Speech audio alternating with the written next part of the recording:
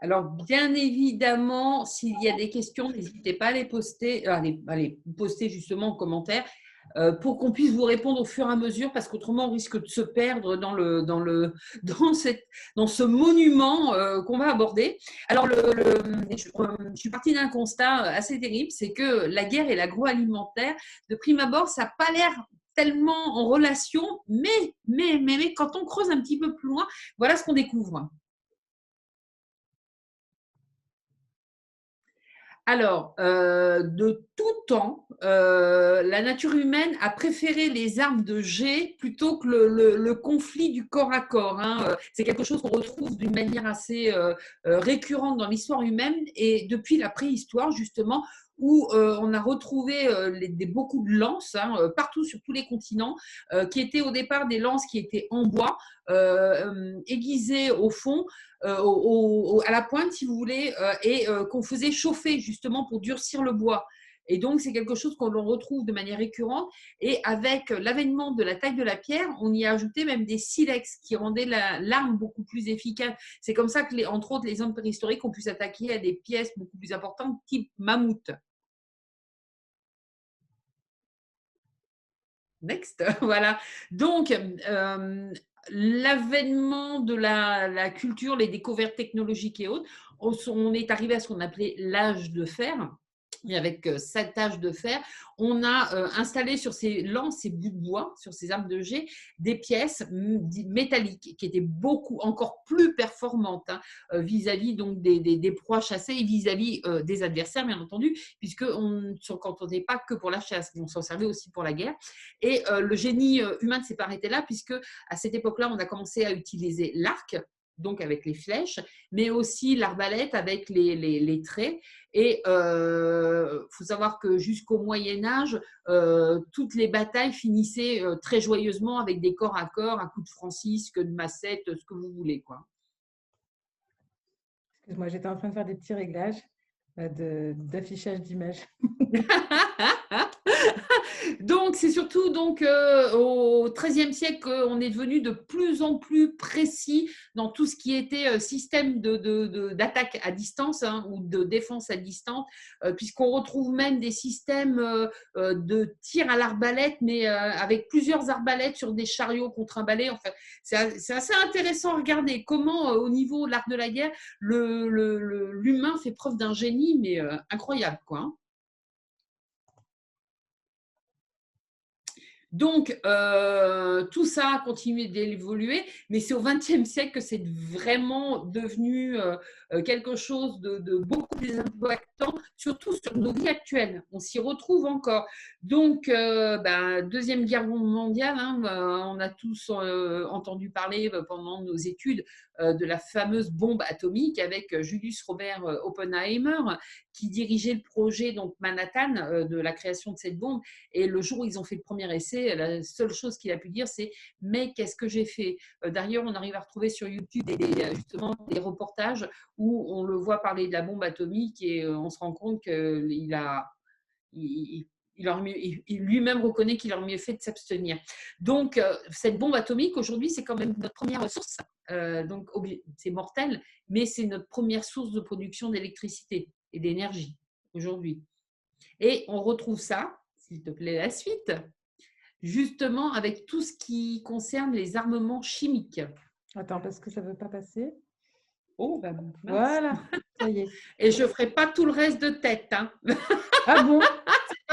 Ah Petite non, joueuse. ah non. Oui, j'assume. J'assume pleinement.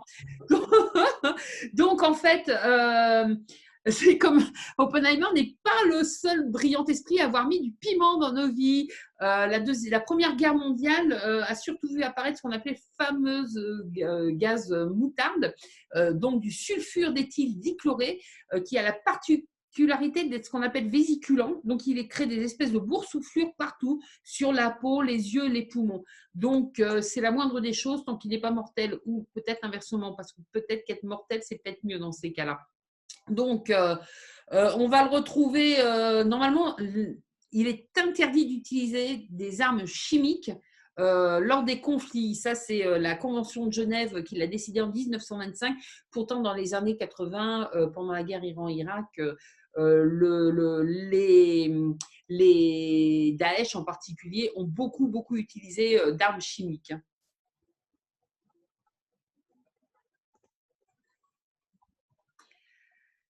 On retrouve le fameux zyklon B, qui est l'acide cyanhydrique. Alors, il faut savoir que l'acide cyanhydrique est quelque chose qu'on retrouve à l'état naturel dans des pépins et des amandes. C'est une manière qu'ont les plantes de se protéger contre les insectes, d'accord? Parce que quand une plante perd son fruit, qu'il tombe au sol, la coque va se décomposer et c'est l'amande qui va donner l'arbre et une autre plante. Donc, les plantes se protègent avec l'acide cyanhydrique. Mais en fait, il y a un chimiste allemand qui a eu l'idée de le concentrer en forte dose et c'est ce qui a permis de gazer nombre de juifs dans les chambres à gaz à partir du moment où on correspond, ou d'autres personnes qui ne correspondaient pas au prototype allemand décrété par la nomenclatura. Donc, il faut savoir que le zyklon B, enfin ce gaz, cet acide cyanhydrique, est extrêmement soluble dans l'eau et qu'actuellement, il est toujours en usage, surtout auprès de l'industrie phytosanitaire, grâce auquel qui fabrique des pesticides utilisés, vaporisés dans les champs. Quand vous voyez en général des gens dans des tracteurs en train de vaporiser des choses et qui sont en tenue complète avec les masques, etc., c'est ce qu'ils pulvérisent sur ce que nous allons manger après. Ou boire. Moi, je suis dans une région viticole et très souvent, quand je vais me promener dans les vignes, je vois ce genre d'épandage. On appelle ça l'épandage. Oui, tout à fait. Donc, durant la Seconde Guerre mondiale, il y a eu pléthore de découvertes chimiques qui ont été faites et l'industrie chimique s'est évertuée et continue de s'évertuer justement à ce que ces découvertes soient toujours rentables financièrement. Et donc, toutes ces vieilles formules sont recyclées, mais on en trouve toujours des plus juteuses. Et on va commencer donc cette série de 10 épisodes par le E951. Vous connaissez tous, hein? Dis-moi, Nathalie, qu'est-ce que c'est que le E951? C'est ni plus ni moins que l'aspartame. Il ne veut pas passer, hein? Il ne veut pas gentil. Il ne veut pas. Ouais, ça n'a pas fait l'effet que je voulais. Oh, mince alors. Alors, l'aspartame a été découverte en 65 de manière relativement fortuite, hein, alors qu'ils étaient en train de travailler sur des médicaments contre les ulcères d'estomac. Donc, ils se sont rendus compte par hasard, comme ça, en testant que, en fait, cette substance était extrêmement sucrante. Il y avait un goût sucré qui était 180 fois plus puissant que le sucre, d'accord, le sucre raffiné, bien sûr, hein.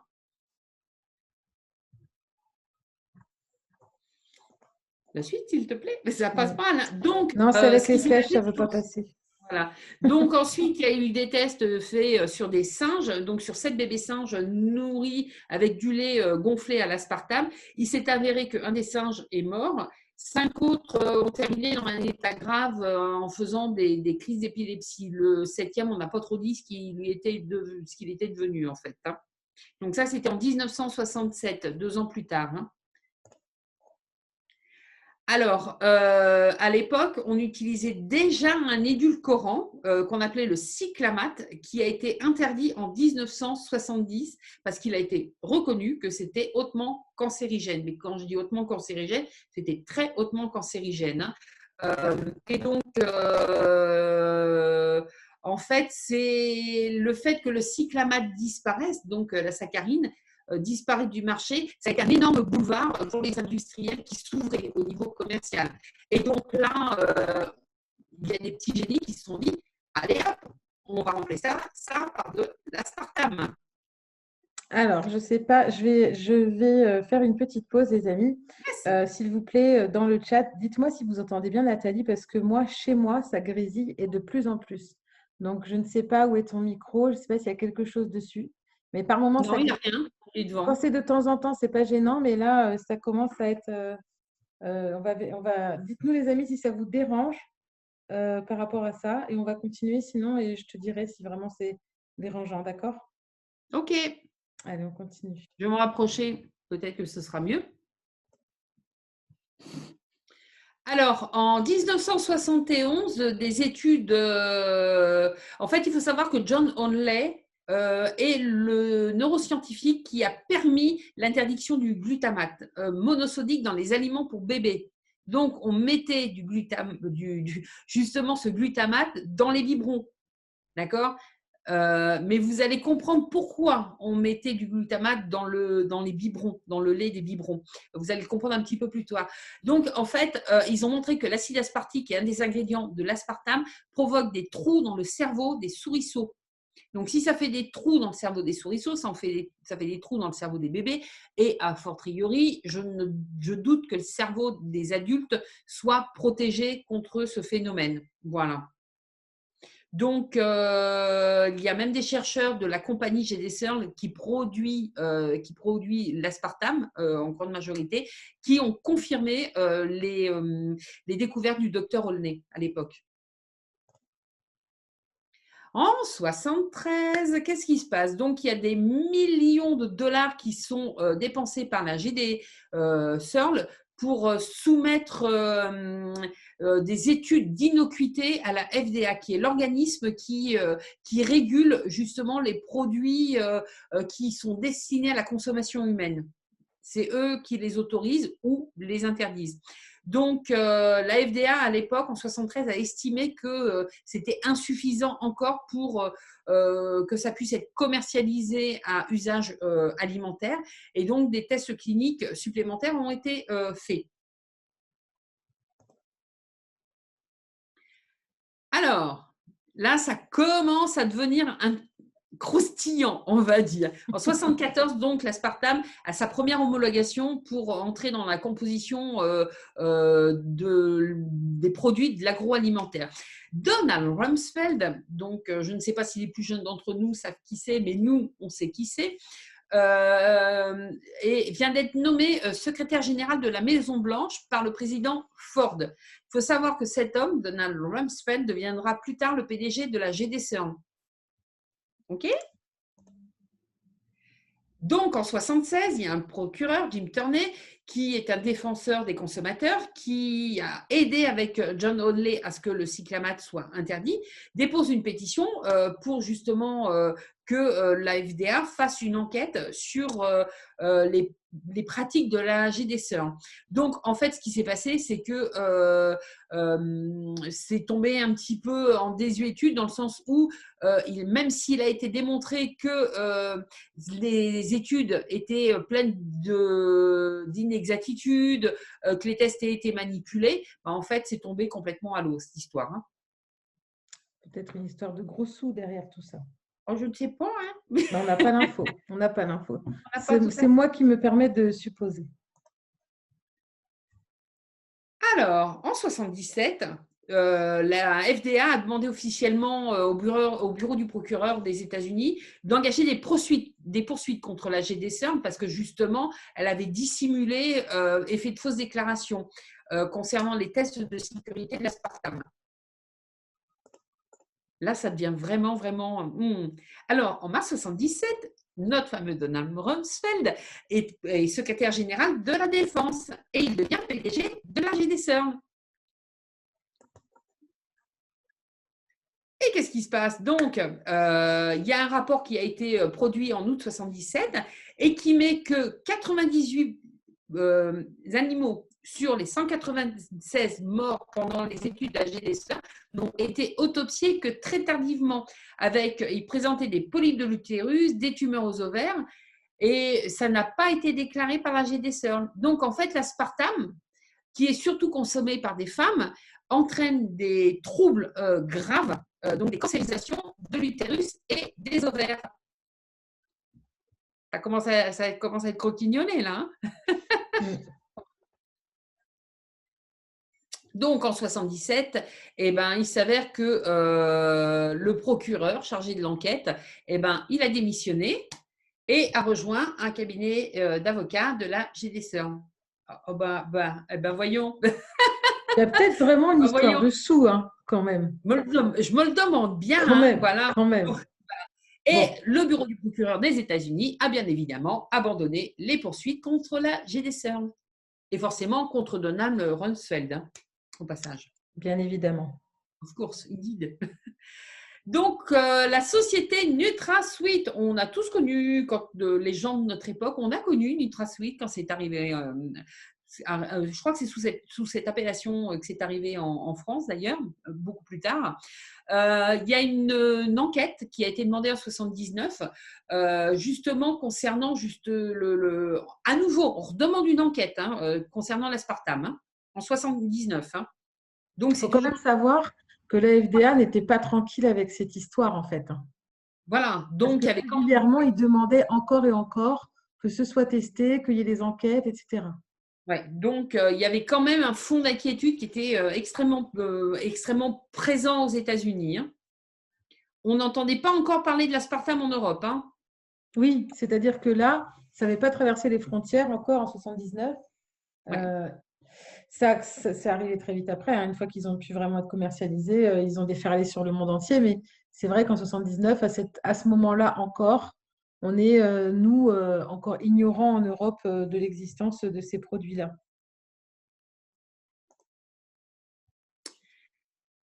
Alors, 1980, un an après, donc c'est relativement court, hein, l'enquête conclut que le NutraSweet ne doit pas être approuvé, c'est-à-dire commercialisé, parce qu'il y a d'autres études qui montrent qu'il y a des tumeurs sur le cerveau d'animaux, en fait. Donc, la commission déclare que la preuve n'est pas apportée que NutraSweet, l'aspartame, n'est pas sans danger pour la santé humaine en tant qu'additif alimentaire. Donc, interdiction de commercialiser de l'aspartame à usage alimentaire, alors qu'il avait été homologué. Donc, c'est vraiment une histoire on a l'impression, là, que pendant des années, ils ont joué au ping-pong. Je t'autorise, je t'interdis, je t'autorise, je t'interdis, je t'autorise, je t'interdis. Voilà. Donc là, on en est là en 80. Mais Encore lui? Donald, Il est toujours là, lui, hein?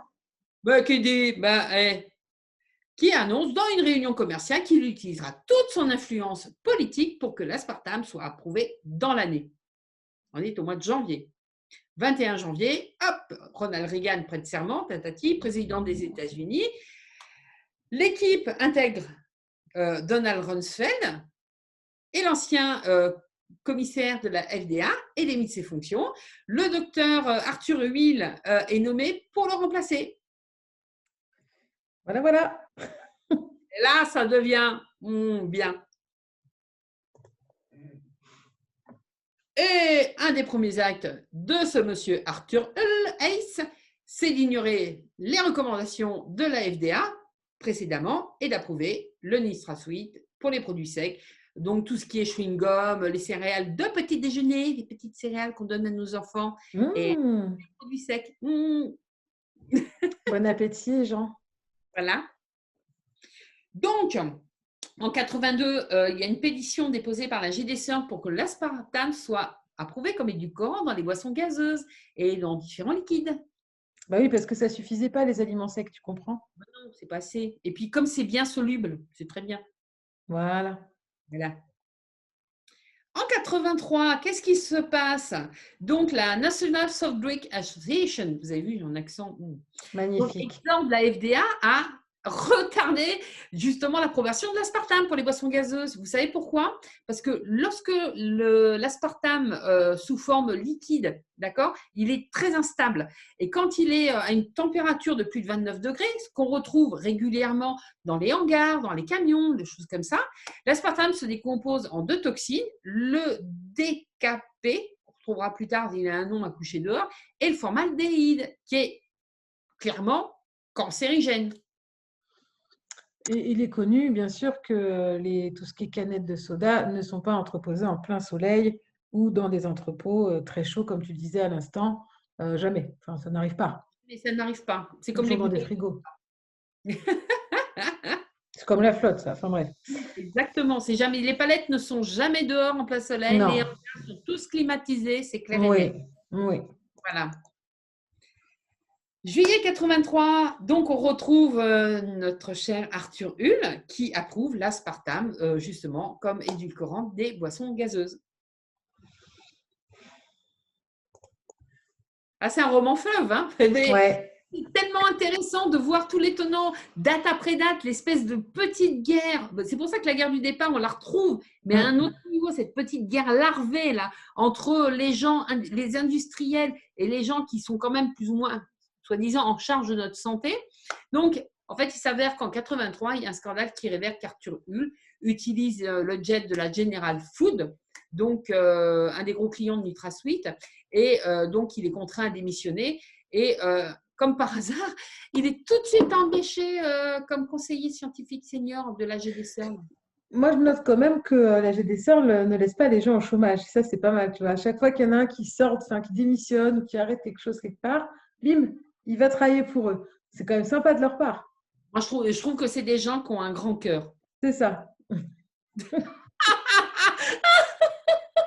Je trouve leur générosité extraordinaire. En 83, arrivent les premières boissons gazeuses avec le Diet Pepsi. Alors là, je fais une pause dans ton exposé, Nathalie, et je vais demander aux gens qui nous suivent qui a déjà consommé du Pepsi Light ou du Coca Light. Moi, la première, et énormément. Moi, Ceci dit, en lisant tes recherches, j'ai découvert plein de choses fort intéressantes qui expliquent pourquoi j'en suis où j'en suis aujourd'hui. Hein. Hein, c'est pas mal, hein? Oui, tout à fait. Donc, j'allais dire, on lève la main. Non, vous n'avez pas levé la main parce que c'est compliqué. Mais un petit moi, s'il vous plaît, dans le chat. Les gens, alors, c'est pas pour juger, hein, ce que je vous dis, moi, j'en ai consommé à outrance. Qui a déjà consommé du Coca ou du Pepsi Light en se disant, ben voilà, je me fais du bien, j'absorbe moins de sucre que si je buvais des plats light. Ouais.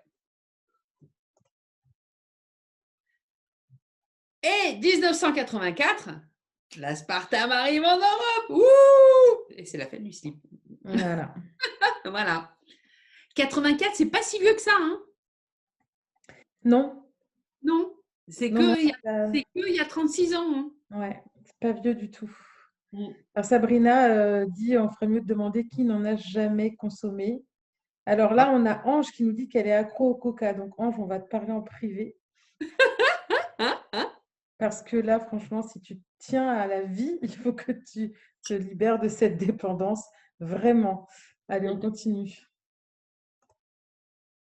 Oh alors, en 85, oh bah tiens, Monsanto, mais que ne fait-ce donc là, achète la GDCERL à Donald Rumsfeld pour la modique somme de 12 millions de dollars. Ça va? Ouais, on était tellement émus qu'on a mis 12 millions de dollars. Oui. Je vois que maintenant.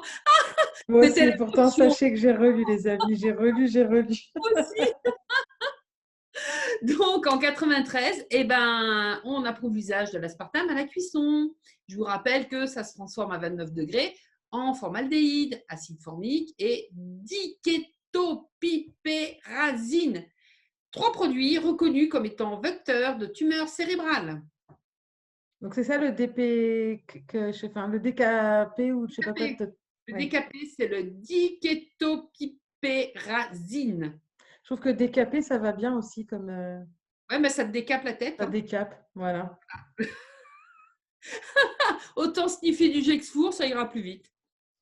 Alors, j'ai Angie qui me dit que dans sa maison, il y a des personnes qui boivent je pense, c'est du Coca Light. Ouais.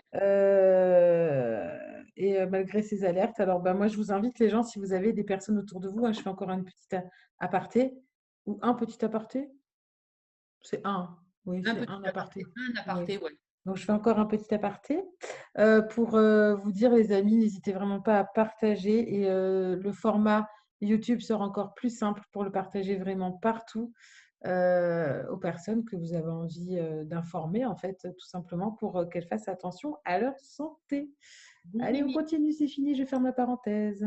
Et hop là. Alors, 95. Il y a quand même, en accord avec la Freedom of Association Act, en français la loi pour la liberté de l'information, la FDA rend publique une liste de 92 symptômes que l'aspartame provoque et qui ont été vraiment identifiés comme chez plus de 10 000 victimes comme relevant justement de l'action de l'aspartame. Alors, on ne va pas tous les énumérer, mais tout ce qui est système nerveux est touché, que ce soit la vue, l'audition, tous les troubles neurologiques qu'on peut imaginer, perte de l'équilibre, les troubles de mémoire, etc. Des syndromes dépressifs et psychologiques extrêmement importants, pouvant aller même jusqu'à une forme de schizophrénie, l'hyperactivité des enfants. D'accord, ok. Voilà. Énormément de troubles gastro-intestinaux, des troubles cardiaques, des troubles dermatologiques aussi. En fait, ça, des troubles du poids, d'accord, parce qu'on peut aussi bien, même avec l'aspartame, beaucoup maigrir ou beaucoup grossir, donc dans les deux sens. On a même des douleurs, enfin des troubles rhumatologiques extrêmement importants, comme entre autres la fibromyalgie, vous savez. Il y aurait une cause aussi fortement liée à ça. On aurait aussi des gros troubles métaboliques avec une aggravation du diabète, des hypoglycémies aggravées, des troubles menstruels, des hyperthyroïdies. Youpi, il n'y a pas que Tchernobyl pour l'hyperthyroïdie. Donc Tchernobyl plus ça fait beaucoup quoi. Et puis, Mais non, le nuage, il n'est pas passé. Qu'est-ce que tu racontes? oui, flûte. Il s'est arrêté à la frontière. J'avais oublié, d'accord. Et en fait, il y a beaucoup de troubles de tout ce qui est l'équilibre des fluides corporels, d'accord. C'est-à-dire qu'on va pouvoir avoir des mictions fréquentes, mais au point de se déshydrater, d'accord. Et ou bien, ça va être l'inverse, on va faire des rétentions hydriques. En fait, ça dérègle tout. L'aspartame dérègle tous les systèmes organiques sans exception, de la tête aux doigts de pied.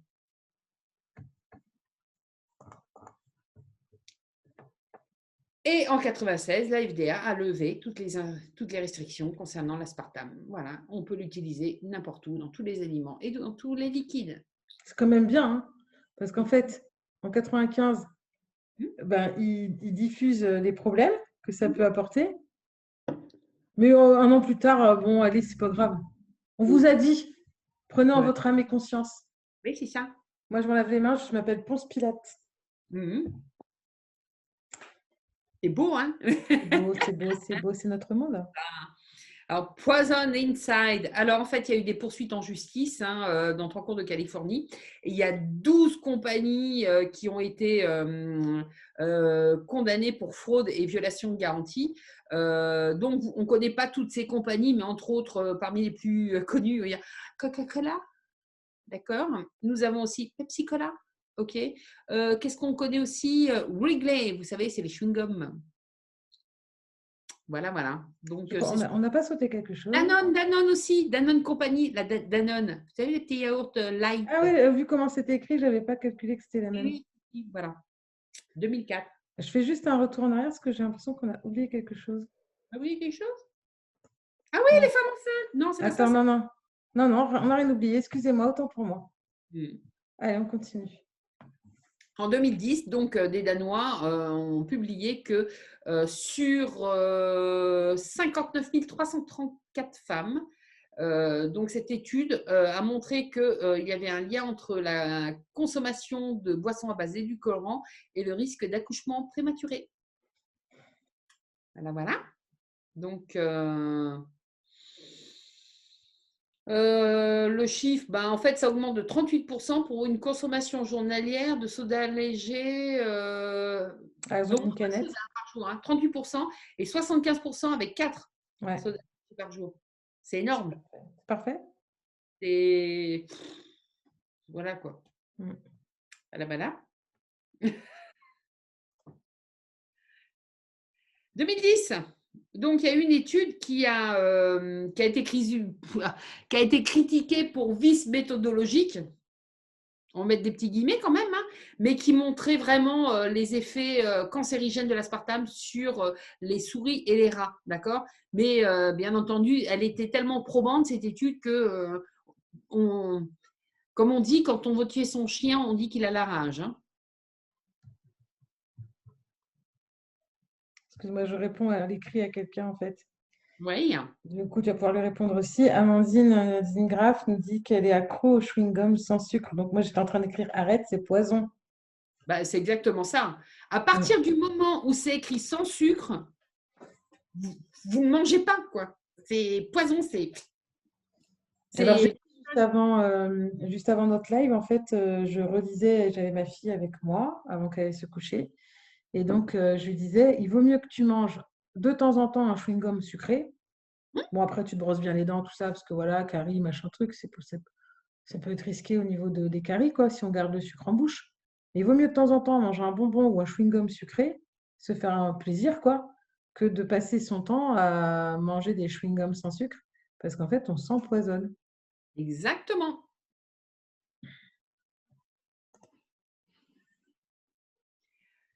2010, la Commission européenne a décidé d'avancer à 2012 une réévaluation complète de l'aspartame qui était prévue initialement à 2020. Donc, ça veut dire qu'en 2010, il y a déjà une grosse prise de conscience comme quoi ça commence à sentir plus que mauvais, cette histoire-là. C'est bien, ils n'ont pas attendu 10 ans, ils se sont dit on va se bouger les fesses un peu plus tôt. Avant qu'on nous tombe dessus, accessoirement. Mais attendez, c'est pas le tout, hein.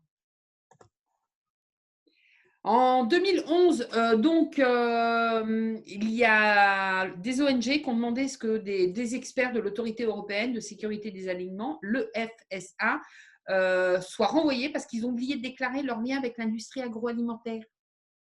On C'est peut pas ballot, être ça. jugé parti. Ah bah oui, non, mais on peut pas être jugé parti, quoi. Et le communiqué qui avait été fait à ce sujet-là a été supprimé du site du réseau européen de santé. C'est embêtant, les bugs Internet. Ah, c'est ballot, hein. Mm. C'est ballot, voilà. Et depuis, silence radio. Il faut savoir qu'entre-temps, le Pentagone a répertorié l'aspartame dans l'inventaire des armes chimiques.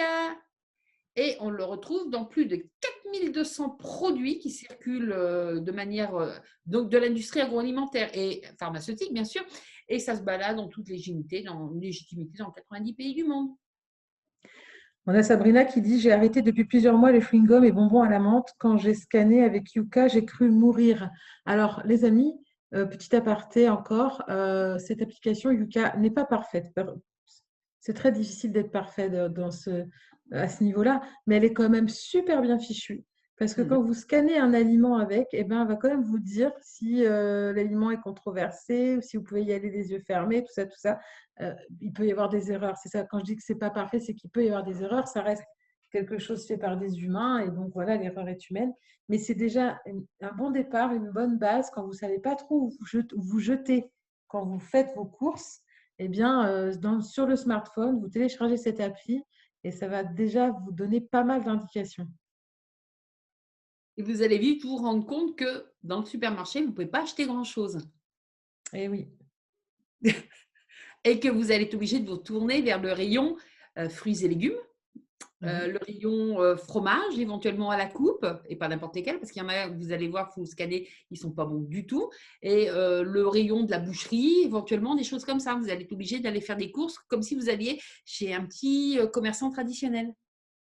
Il y a certains magasins aujourd'hui qui sont intelligents, des grandes surfaces, hein, qui surfent sur cette tendance-là en créant au sein même de leur grande surface un coin halle, en fait, avec le traiteur, le poissonnier et tout. Nous, ici, donc je ne donnerai pas le nom de l'enseigne, évidemment. Ceux qui sont du coin reconnaîtront, mais c'est vrai qu'ils ont fait un truc qui est assez sympa dans une grande surface, hein, où il y a vraiment, bon, il y a tous les rayons, machin, machin, puis tout au bout, il y a vraiment ce coin-là où il y a le pain, ça fait comme un petit marché et c'est vraiment sympa. Ça ne remplace pas le marché, ça reste des produits faits par la grande surface, mais il y a déjà ce petit côté où on retrouve une espèce de convivialité et des produits plus frais. Moi, je ne saurais que trop vous conseiller d'aller au marché. Si vous avez un marché près de chez vous, parce que vous allez pouvoir en plus faire vivre des producteurs locaux, ce qui est pas mal. Alors, je sais que déjà, il y en a qui vont se jeter sur moi en me disant, oui, mais les producteurs locaux, ils vendent vachement cher, patati patata. Je ne vais pas discuter du prix des fruits et légumes des producteurs locaux parce que ce n'est pas l'endroit. Évidemment, ça sera toujours plus cher que d'acheter des tomates qui ont poussé en hydroponie au fond de l'Espagne, que vous allez acheter dans une grande surface. C'est sûr que la tomate du paysan va être plus chère. Mais à un moment donné, il faut savoir ce que vous voulez et quel choix vous voulez faire pour votre santé. Voilà, c'est tout. Pour votre santé et puis pour voilà, le commerce local, etc., etc. Moi, perso, je vais toujours au supermarché parce qu'il y a des choses que je ne trouve pas au marché.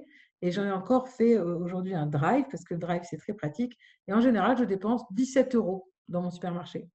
Donc, croyez-moi que pour manger, ça suffit pas, hein. J'achète ailleurs le reste. Mm. Allez, Exactement. on continue. Alors, la composition diabolique, parce que c'est ni plus ni moins que ça, c'est diabolique. Qu'est-ce qu'on retrouve dans l'aspartame? Donc, du phénylalanine, 2% de la population y serait allergique. Donc, c'est un produit allergisant, hein, parce que 2%, c'est énorme, hein, sur un produit comme ça. De l'acide aspartique à hauteur de 40%, qui est un produit dangereux pour le cerveau. Il faut savoir que nous, en tant qu'humains, on est plus sensible que les autres espèces animales. On est 5 fois plus sensible que les autres. Donc, youpi. Et on trouve aussi 10% de méthanol, qui n'est ni plus ni moins que de l'alcool à brûler. Donc, c'est un poison mortel. Qui se libère à partir de 30 degrés. En fait, ça devient poison à partir de 30 degrés, hein, donc le méthanol.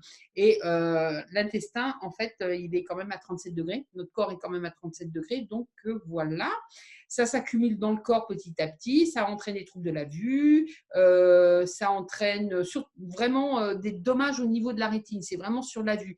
Donc, il faut savoir que tout ce qui est en lien avec la vue, c'est en lien avec le foie. Donc là, on n'en parle pas, mais si ça abîme la vue, c'est que le foie, il ne doit pas être très en forme. Donc, qu'est-ce qu'on va avoir comme autre symptôme des empoisonnements au méthanol? C'est les maux de tête, les bourdonnements d'oreilles, les troubles gastro-intestinaux, les faiblesses, les vertiges, les frissons, les troubles de mémoire, enfin des douleurs fulgurantes, en fait, comme des grosses névralgies, des troubles du comportement aussi, puis tout ce qui est petite névrite et autres. En fait, c'est un neurotoxique, hein, ni plus ni moins. Hein, donc, il fait partie des neurotoxiques majeurs quand même. Et il fait partie du marché juteux de la minceur. C'est bien. Ah, c'est bien, hein, c'est cool. Pour la petite histoire, moi, j'en ai beaucoup consommé, hein. J'ai toujours eu des problèmes de poids, plus ou moins, et qui se sont aggravés avec le temps. Et donc, je commence à comprendre pourquoi. J'ai hâte d'avoir les sujets des 9 prochains épisodes. Je pense que je vais tout comprendre de ma santé aujourd'hui grâce à cette série. Et je pense qu'à la fin, je vais pleurer à chaudes larmes, mais c'est pas grave. Mais non, maintenant tu sais comment faire. Ah oui, l'avantage des amis, c'est qu'on peut toujours rectifier le tir. Donc, c'est ça qui est intéressant. Le corps humain est très, très puissant en termes de régénération. Il ne faut pas jamais douter de ça, en fait. Si vous en doutez, justement, vous allez l'empêcher de se régénérer. Donc, il faut vraiment croire en sa régénération. On est tous à peu près de la génération, on a tous vu au moins une fois dans notre vie, il était une fois la vie, c'est ça, hein, le titre. Et vraiment, ces petits soldats-là qu'on voit réparer machin truc, alors, ils n'ont pas cette tête-là, hein, évidemment, on est d'accord. Quoique, pourquoi pas. Mais vraiment, si vous sentez la vie qu'il y a à l'intérieur de votre corps, et c'est ça, hein, c'est de la vie, en fait. C'est une immense usine, une immense machinerie où il y a plein de vie à l'intérieur. Et si vous vous arrêtez un peu et que vous écoutez la vie qui est à l'intérieur, vous comprendrez que la régénération se fait, c'est du réel. Moi, j'ai étudié la psychologie et donc j'ai eu des cours de neuropsychologie. On a vu des synapses se reconstruire après des chocs, etc. Enfin voilà, tout est possible. Il faut juste avoir confiance en cette machinerie extraordinaire qu'est le corps humain et surtout ne pas l'empoisonner en fait. Donc, si vous avez fait des bêtises avant, comme c'est mon cas, eh bien, c'est pas trop tard, c'est pas perdu. On peut rectifier le tir et tout arranger et tout améliorer. Exactement, je suis 400% d'accord avec Gaëlle, parce que moi aussi, des bêtises, j'en ai fait des monstrueuses, hein, la première. Et ça fait des années et des années que je suis en mode réparation et je peux vous dire que ça fonctionne de manière extraordinaire. Ah bah c'est qui celui-là? Ah, mais c'est le petit nouveau. Bah, Ah, parce que bien entendu, on va essayer de limiter l'aspartame parce qu'il commençait à un moment donné à avoir quand même à ne pas avoir comment dire l'approbation de la foule. Ce n'était plus la grande star. Donc, on s'est dit, il faut qu'on trouve une solution. Donc, on a créé le E969. Alors, c'est quoi le E969? En fait, c'est de l'aspartame associé à de la vanilline. Alors, la vanilline est une molécule, excusez-moi, je vais être très vulgaire, qui imite le goût de la vanille et qui vient du trou du cul des castors.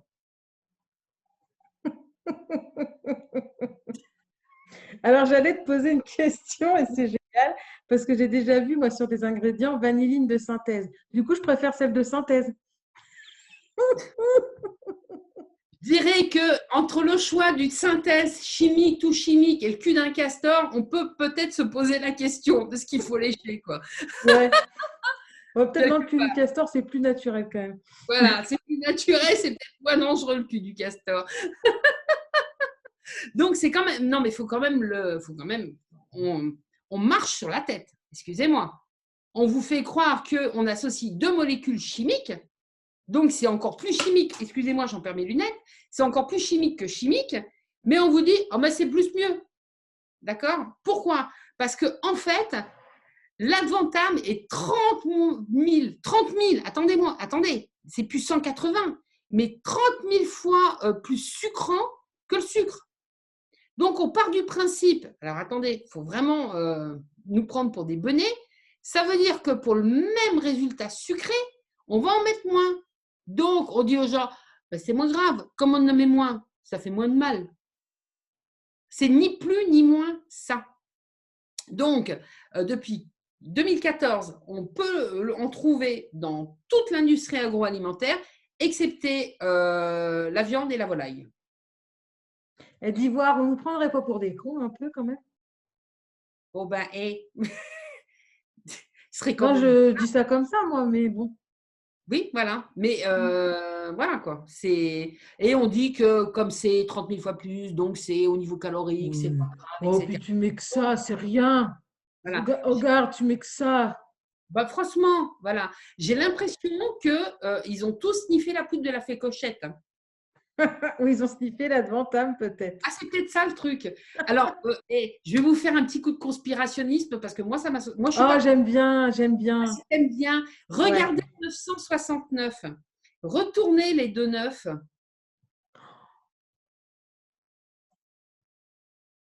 Tu y avais pensé toi aussi? Non, parce que bon, parce que Voilà. je suis très très loin de ce genre de truc. Moi aussi, je suis loin de ça, mais quelque part, le truc, moi, en général, quand il y a un truc, que je vois un truc comme ça, je fais, oh, attends, hop. Et je ne suis pas conspirationniste, même si je sais qu'il y a des choses pas très belles Ah, qui se moi, je suis passent. conspirationniste, mais du coup, je suis pas du tout chiffre de la bête et tout le bordel. C'est pour ça que je l'avais pas vu. Mais moi, je suis conspirationniste et je le revendique, hein. Mais je suis une conspirationniste modérée. C'est-à-dire que j'utilise mon cerveau. J'utilise mon cerveau avant de dire conspiration. Oui, moi aussi, si vous voulez, quand je dis je ne suis pas conspirationniste, je ne suis pas dans cet excès où je vois forcément qu'il y a toujours un truc qui va de travers, etc. Et qu'on veut notre mort, notre avilissement, machin, parce qu'il y a quand même de très, très belles choses qui se passent sur cette planète. Et c'est là-dessus qu'il faut mettre notre énergie. Mais quand j'ai vu ça, j'ai fait, ah là, ils ont quand même fait fort, les gars, hein. Oui, parce que d'où ils les pondent, les chiffres. Ça veut dire que non, mais non, c'est parce qu'il y a tous les essais d'avant qu'on foirait, en fait. Ah, c'est peut-être ça. E968, c'est pas bon. E967, ça a explosé. E966, ils l'ont perdu, ils ne savent pas où il est. C'est peut-être ça, c'est juste pour ça. T'imagines le nombre d'expériences qu'ils ont fait avant d'en arriver là, quand même, ça fout les boules, hein. Oui. Donc, voilà, voilà. Allez, on avance. Yes. Oh, du vrai sucre. Ah ouais, du vrai sucre. Alors ça, c'est pas du vrai sucre, hein. Ah merde, c'est quoi? Si c'est blanc, c'est pas du vrai sucre. Ah mais oui, c'est du sucre. Non, c'est du vrai sucre. Il est juste raffiné, ma biche. Pardon? C'est du vrai sucre, il est raffiné. Voilà, mais c'est pas. Alors, du vrai sucre, c'est pas vraiment ça. Alors, pourquoi l'industrie agroalimentaire et aussi médicale, hein, parce qu'on en trouve du 69, 169, comme le 951, on en trouve dans une liste de médicaments, mais assez incroyable, hein, c'est quand même assez hallucinant. Et entre autres, dans les sirops pour les enfants. Les sirops sans sucre pour les enfants. D'accord? Il ne faudrait pas qu'ils deviennent intelligents, ces petits. Donc, on leur fait des petits trous dans le cerveau. Comme ça, c'est très bien.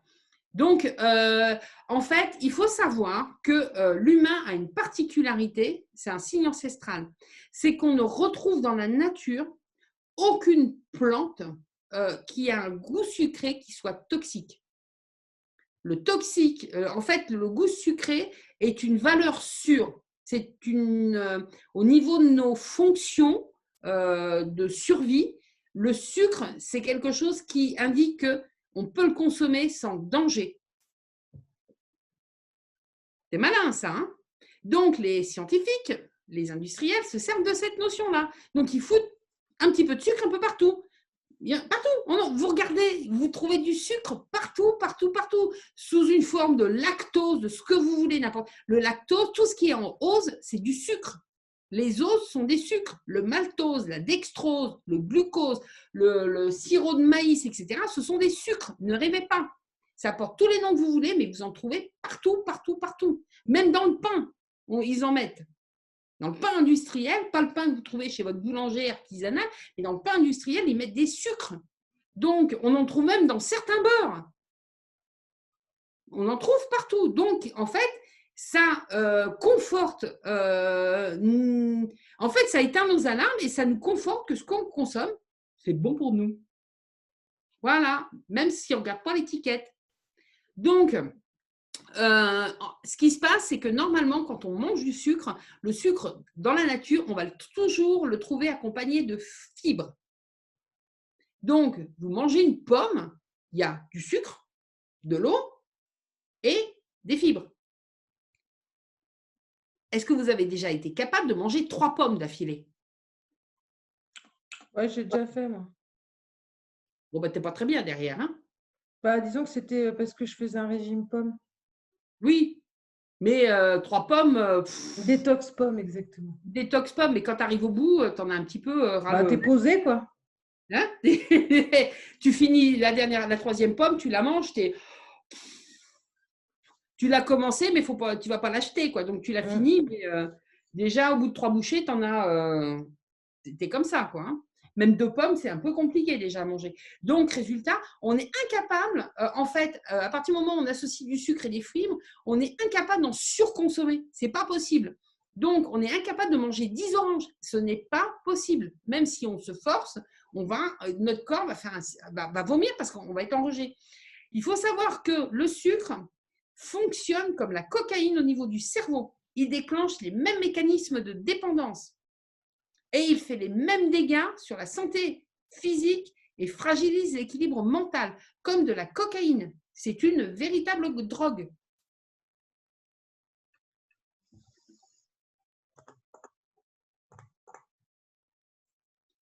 Donc, on va retourner du côté des chimistes. Vous connaissez la feuille de coca. La feuille de coca est une plante qu'on retrouve en Amérique du Sud et particulièrement en Bolivie. En fait, elle fait partie de la culture ancestrale, la culture traditionnelle. C'est une thérapie contre la fatigue. Et en fait, ce qui va se passer avec la coca quand vous en consommez, vous allez avoir une augmentation de la capacité de vos alvéoles à capter l'oxygène. Donc, dans les Andes, il n'y a pas beaucoup d'oxygène. Donc, la coca permet aux Andins, oui, je crois que c'est les Andins, de pouvoir se déplacer justement en très haute altitude sans souffrir justement de ce manque d'oxygène. Mais qu'est-ce qui se passe? C'est que les petits chimistes se sont rendus compte que ça en a fait des. Ah, tu prends une petite feuille de coca, hop là, c'est bien. Oui, les travailleurs dans les Andes en mâchent beaucoup. Oui, c'est ça. En fait. Et parce que ça lutte contre la fatigue, c'est stimulant, c'est un neurostimulant.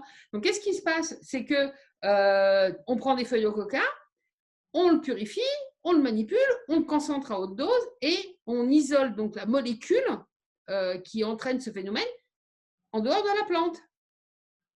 Donc, d'une plante simple, complexe et naturelle qui va juste vous donner un petit peu la patate, on arrive à quelque chose qui vous fout complètement, qui vous rend dépendant, qui vous tue, in fine, qui finit par vous tuer.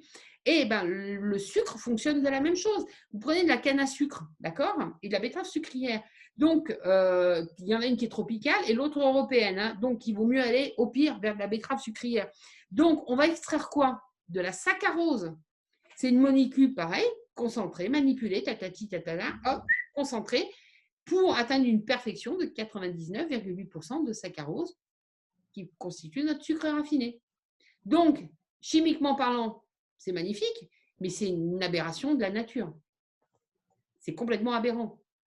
Donc, il y a des études qui ont été faites sous scanner où on donnait à des gens du sucre et d'autres de la cocaïne. Et bien, en fait, on s'est rendu compte qu'au niveau du cerveau, on a exactement les mêmes phénomènes. Donc, il y a un apport massif de sang dans certaines zones du cerveau et entre autres ce qu'on appelle la zone de récompense du cerveau.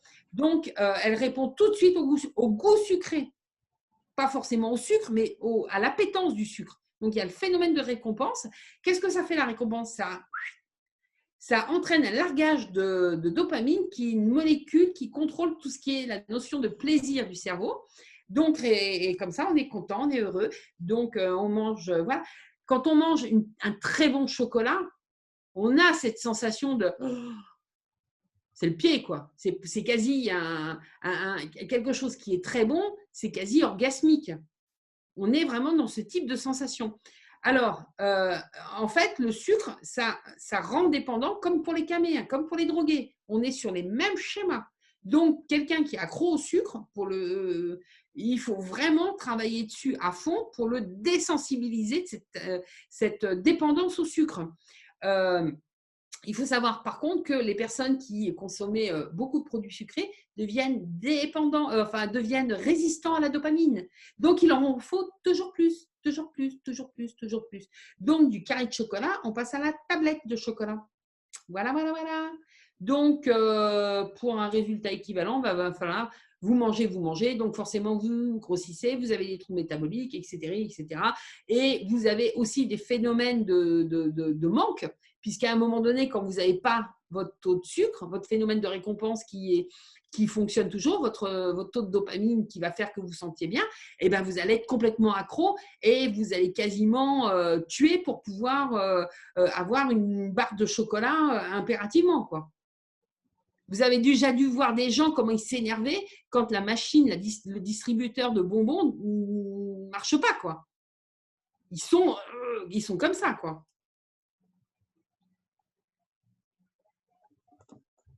À suivre. Et ouais. Donc, il faut savoir qu'il y a une étude même en 2007 qui a démontré que si vous proposez à des rats de l'eau sucrée et de la cocaïne ou de la cocaïne, les rats vont chercher, même des rats qui étaient déjà imprégnés de cocaïne, eh ben, ils vont aller boire l'eau sucrée plutôt que de se prendre un rail de coke. C'est cool. Voilà. Donc, en fait, c'est vraiment cette addiction qu'on retrouve dans l'agroalimentaire et que ce soit de manière chimique ou naturelle, la réaction de notre cerveau va être exactement la même. Et on en trouve même partout, même dans le cassoulet. Vous n'avez qu'à regarder une boîte de cassoulet de merde, vous allez trouver ça. Hein. Pas une boîte de cassoulet faite chez un artisan, mais une boîte de cassoulet industrielle. Il y a des composants sucrés dedans. Voilà. Donc, solution santé, il n'y a pas 36 solutions. Hein. Petit 1, vous faites la chasse au E951 et au E969, bien entendu.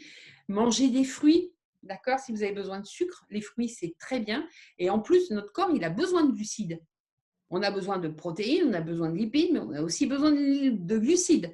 Donc, chasser le sucre à 100% de notre alimentation, c'est une aberration. On a besoin de sucre, mais il faut le consommer sous forme naturelle. Donc, des glucides composés dans des fruits, c'est très bien. Dans les légumes, il y a du sucre aussi. Dans les légumes, une tomate, il y a du sucre. Une carotte, il y a du sucre. Donc, tous les végétaux, il y a du sucre. Donc, mangez des végétaux.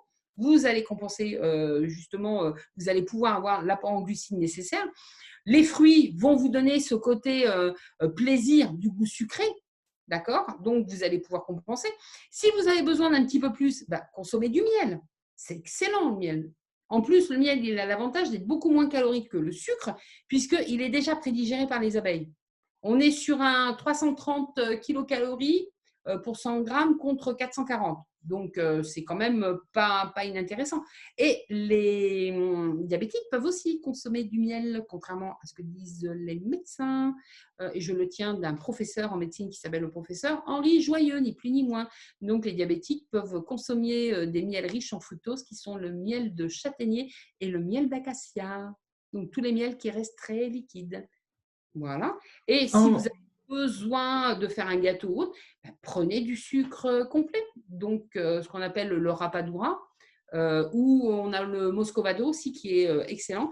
Donc, en fait, c'est des produits qui sont extrêmement riches en minéraux, etc. Et c'est vraiment quelque chose d'important. Et puis, le miel, en plus, il a une particularité, c'est qu'il est bourré d'antioxydants et il lutte contre les cancers et il a aussi un effet antibactérien, voilà, qui va rééquilibrer le système digestif. Moi, je mets du miel dans mes gâteaux. Ouais. Je sucre avec le miel. Oui. Alors, j'ai deux questions. Une qui vient de moi. Enfin, l'autre vient de moi aussi, mais c'est pour répondre à ce que je vois sur le chat. Est-ce qu'on peut aussi utiliser du sucre de coco? Alors, le sucre de coco, il est bien, d'accord? Mais le problème, c'est que moi, je vais dire, les noix de coco, Ouais, il vient de loin. quelque part. Par contre, il Mm. y a un autre sucre qui est pas mal, c'est le xylitol, qui est du sucre de bouleau. Oui, Eh ouais. oui, oui, c'est vrai.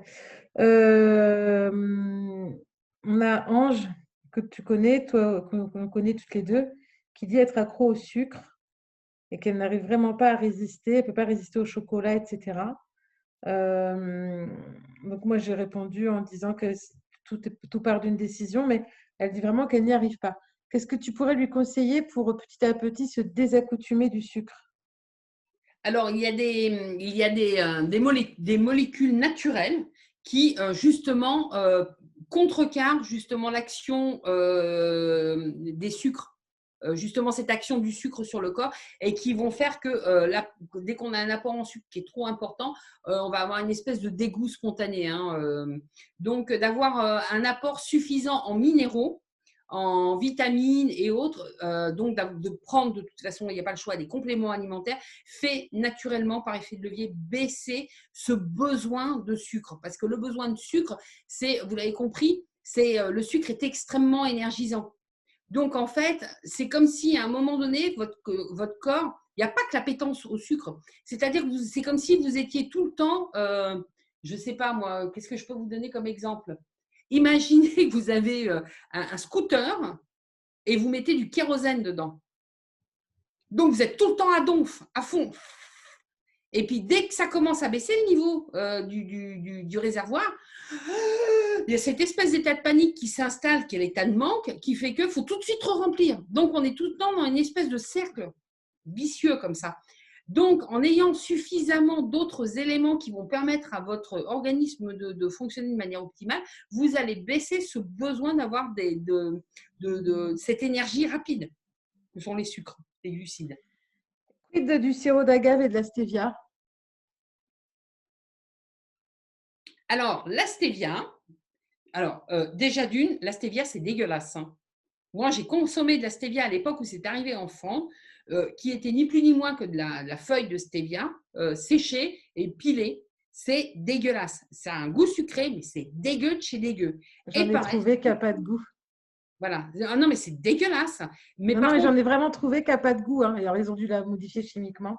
ben oui, non, mais c'est ce que j'allais dire. Ce que vous trouvez sous le nom appellation stevia dans les supermarchés, qu'est-ce que c'est? C'est ni plus ni moins que, comme pour notre feuille de coca, une plante qui a été disséquée, manipulée, on isole la molécule, et qu'on l'appelle stevia et roule ma poule, quoi.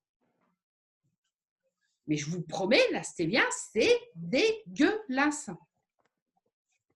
Et l'agave, toujours pareil. L'agave, c'est très bien, mais le problème, c'est que vous en voyez beaucoup des cactus, vous, au coin de la rue.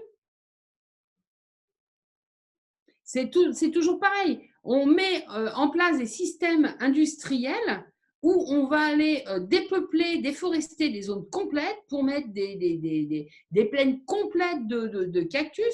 Idem, c'est le même principe que l'huile de palme. On est en train de faire disparaître de la planète les orang-outans pour produire de l'huile de palme. Mais c'est complètement débile. On a de la très bonne huile chez nous. Qu'est-ce qu'on va aller chercher de l'huile de palme Et ailleurs? surtout qu'elle est moins bonne que l'huile d'olive ou autre. Exactement. Donc, on est toujours sur ces principes-là, c'est qu'est-ce que vous faites avec votre argent? Qu'est-ce que votre argent, quand vous le dépensez, quand vous faites un choix, qu'est-ce que ça a comme impact sur votre santé et sur la planète, sur l'environnement? On fait tous partie du même écosystème. Donc, ce qu'on fait avec notre argent impacte tout l'écosystème, à commencer par le nôtre, mais celui qui nous entoure, avec lequel on est totalement relié. Donc, d'acheter une tomate qui vient d'Espagne, c'est complètement hérétique. Il y a des très grands producteurs de tomates en France qui les vendent en Italie. Parce qu'elles sont meilleures. Mais il faut arrêter, quoi. Je reviens sur ma stevia, là. Je ne vais pas montrer la marque parce que je ne vais pas faire de pub. Ingrédients, agent de charge, érythritol. C'est même pas ce que c'est. Édulcorant, glycoside de stéviol, extrait de plante de stevia. Et ensuite, il y a marqué arôme naturel. Voilà, donc c'est un extrait de plante. On a extrait le machin de stéviol de la stevia pour faire un produit qu'on appelle stevia. Comme ça, allez hop, un petit coup de fée clochette, on vous met de la petite poudre aux œufs, et puis aux œufs, petite poudre aux yeux, et puis tout le monde il y voit que du feu. Donc c'est de la merde. Bien sûr que c'est de la merde. Bon, c'est bien, je m'en sers plus depuis longtemps. Je crois même qu'il est périmé. Non, on va pas tarder. Ça dure tellement longtemps. Ok, allez, on continue. Ah bah c'est fini. Eh ben, c'est fini. On va vous laisser le temps, les amis, si vous le désirez, de noter ou de faire un screenshot des sources. C'est toujours intéressant d'aller voir par vous-même là où Nathalie est allée farfouiner pour avoir toutes ces informations. Alors, l'histoire de Donald Rumsfeld, ça fait des années que je la connais. Hein. Ça doit faire, ça doit faire presque 20 ans que je la connais, cette histoire. D'accord. Alors moi, je me marre parce que mon téléphone, alors j'ai mon téléphone qui est branché sur le live et en fait, il fait des smileys tout seul, des cœurs, des rires. C'est cool. Le téléphone réagit à notre live. Il est sympa, mon téléphone, en fait. Il nous fait c'est comme s'il y avait plein de monde et tout, tu vois. Les amis, si vous avez des questions, c'est le moment. On n'a pas trop débordé, on n'est pas trop mal. On essaie toujours de faire un format d'1 heure, mais bon, on a un petit peu dépassé. Donc, Là, il faut profitez dire si que vous le avez sujet des était questions. quand même. Ouais, là, le sujet était gros. On l'a vraiment survolé. On aurait pu aller encore plus en profondeur. Mais je pense que ce qui est intéressant aussi, c'est que vous-même, vous alliez vous renseigner, que vous ne preniez jamais pour argent comptant ce que vous pouvez voir sur Internet, que ce soit nous ou d'autres vidéos. C'est important de vous informer, mais de vérifier les infos par vous-même.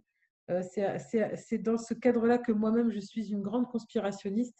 C'est-à-dire que dès qu'il y a une théorie du complot qui sort, je suis la première à aller me renseigner pour savoir si elle tient la route ou si elle ne tient pas la route. Parce que j'en parlais tout à l'heure. Et je fais la même chose pour tout, en fait. Pour toutes les choses, tous les sujets. Bon, après, moi, je suis assez insupportable pour les gens qui m'entourent parce que dès qu'il y a un sujet qui m'intéresse, il faut tout de suite que j'aille regarder, que j'aille chercher. D'ailleurs, il y en a qui en jouent des fois, qui me lancent sur un truc comme ça. Ils savent que je suis obligée d'ouvrir l'ordinateur et d'aller chercher parce que c'est plus fort que moi. Il y en a qui sont accros au sucre. Moi, je suis accro à la connaissance.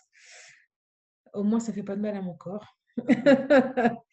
Marie-Odile nous dit qu'il faut vraiment faire les bons choix pour notre assiette et notre santé. J'en profite pour te redire bon anniversaire, Marie-Odile. Tiens, au passage. Bon anniversaire. Comme ça restera dans les annales. On se rappellera qu'aujourd'hui, nous sommes le 30 septembre 2020 et que nous avons donc fait ce live avec vous, les amis. Merci beaucoup. Très vite, vous pouvez retrouver le live sur Facebook, on ne va pas le retirer, mais très vite, on va le mettre sur YouTube pour que vous puissiez vraiment le partager, même aux gens qui n'ont pas Facebook, du coup, parce que voilà, là, pour l'instant, jusqu'ici, c'était restreint.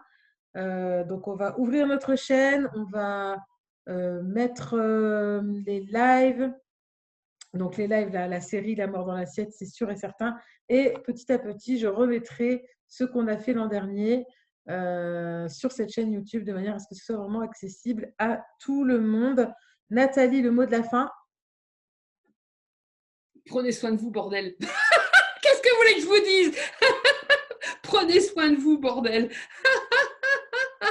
Vous n'imaginez même pas la tête que je peux faire quand je fais des courses dans un supermarché, que je vois le caddie des gens et surtout les choses qu'on donne aux enfants. Mais bordel, on est tous responsables de notre santé et ne faites, comme disait Gaëlle, ne faites pas confiance de prime abord à tout ce qu'on vous dit. Vérifiez minimum toujours au moins 3 sources, croisez les informations, soyez vigilants, faites preuve de discernement et puis, mais merde, prenez soin de vous, quoi. C'est tout ce que je peux vous dire. Merci. Très belle soirée à tout le monde. À très bientôt. Rendez-vous dans 15 jours. On sera le mercredi 14. Yes. Voilà, je crois, mercredi 14 octobre pour l'épisode 2. Tu as déjà le sujet, Nathalie? Il a encore un an à coucher dehors et je ne me suis pas penchée dessus. Donc, épisode 2, encore un an à coucher dehors, le Voilà. 14 octobre. Merci, bonne soirée à tout le monde. Ciao, Bonne soirée. ciao.